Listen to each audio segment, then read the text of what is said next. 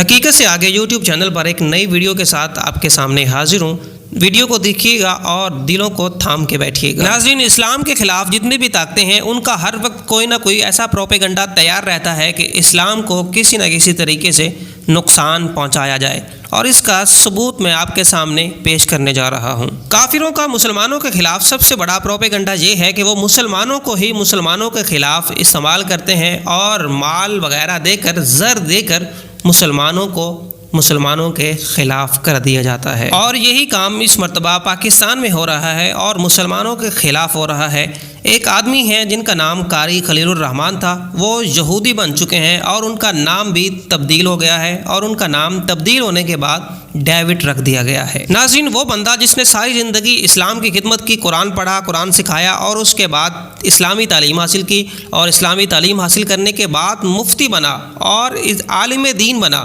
اور عالم دین بننے کے بعد ایسا یہودیوں کے، ایسا صلیبیوں کے ہتھے چڑھا ہے، اور سننے میں آ رہا ہے کہ یہ آدمی اسلام آباد میں ایک ادارہ چلا رہا ہے جس کا نام پاکستان اسرائیل الائنس ہے، یعنی وہ پاکستان اور اسرائیل کو اکٹھا کرنا چاہتا ہے، اور وہ یہ بات کرتا ہے کہ اسرائیل اور پاکستان کی دوستی ہو جائے، اور اس کے پاسپورٹ کے اوپر جو اس طرح کے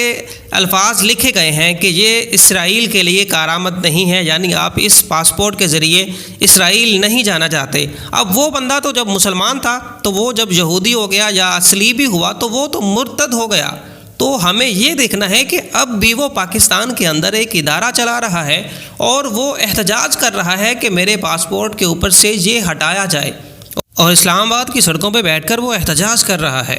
اب ذرا اس بات پہ غور کیجئے گا کہ صلیبی اپنے ملک کے اندر ہیں، اسرائیلی اپنے ملک کے اندر ہیں، ان کو پاکستان آنے کی اجازت نہیں ہے۔ وہ وہاں پر بیٹھ کر یہاں کے ایک عالم دین کو، ایک حافظ قرآن کو ورگلا کر اس کی داڑھی کٹوا دی، اس کو داڑھی کٹوانے کے بعد اس کا نام ڈیوڈ رکھ دیا، اس کا اسلام سے کوئی تعلق نہیں رہا، وہ بندہ مرتد ہو گیا، اس وقت وہ اسلام سے خارج ہو چکا ہے۔ وہ وہاں بیٹھ کر یہاں پہ اپنی کارروائی کر رہے ہیں۔ جب علم پڑھنے والا، علم پڑھانے والا، اسلام پڑھنے والا اور اسلام پڑھانے والا ان کے ہتھے چڑھ سکتا ہے، مال و دولت کی وجہ سے اگر اپنا ایمان بیچ سکتا ہے، تو ہم تو عام لوگ ہیں، ہم تو معصوم لوگ ہیں، ہمیں اپنا دفاع کرنا ہے، اور اسلام کی خاطر اگر ہمیں جان بھی دینی پڑے تو ہمیں وہ دینی چاہیے،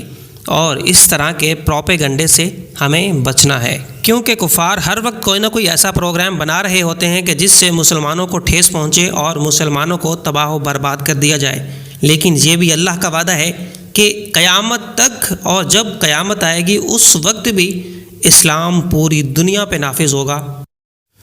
اللہ رب العزت سے دعا کرتے ہیں کہ مولا ہمیں ان صلیبیوں سے اور اسرائیل کی سازشوں سے محفوظ فرما۔ اپنا خیال رکھیے گا، مجھے دیں اجازت، اللہ حافظ۔